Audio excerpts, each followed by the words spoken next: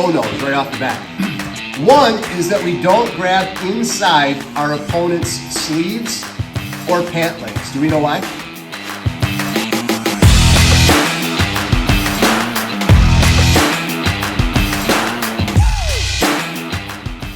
There's a few things to remember.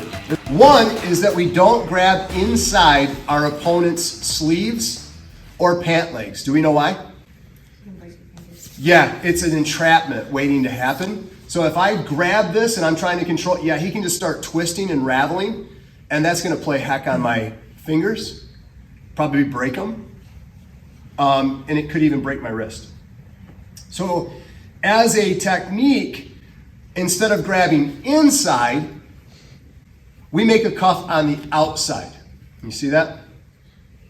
So we can stick our thumb in, grab the sleeve, and then make an outside cuff. Just as effective as reaching on the inside, but way less dangerous. Because if he begins to do the same raveling trick, I have the freedom of letting go. I can escape that and then reach for some other grip. This same thing, if you could just sit on your bottom, works with pant legs. So if I'm controlling down towards the bottom of his legs, I make the same cuffs. These are great handles. This is really, I would say, a big, big difference between no-gi and gi.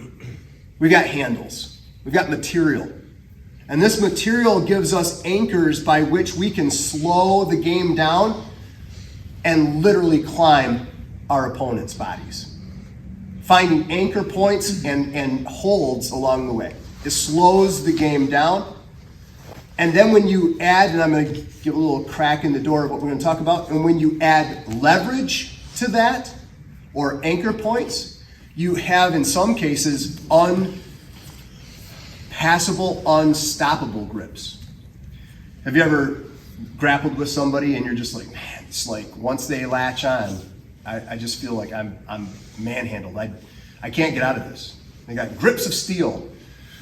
I would say that yes, there's different strengths of grips, and you can do something about that, and actually just time in doing jiu-jitsu, your grip strength will increase. Your body will modify. If you don't injure your fingers repeatedly, they will get stronger. But at the same time, you can have really, really awesome grip strength immediately if you remember some basic principles. In this case, let's say that he is in my open guard or my guard. I could have grips like this, and they would be only so strong. Or I can have grips like, go in the right direction here, and this is gonna feel really strong. Why?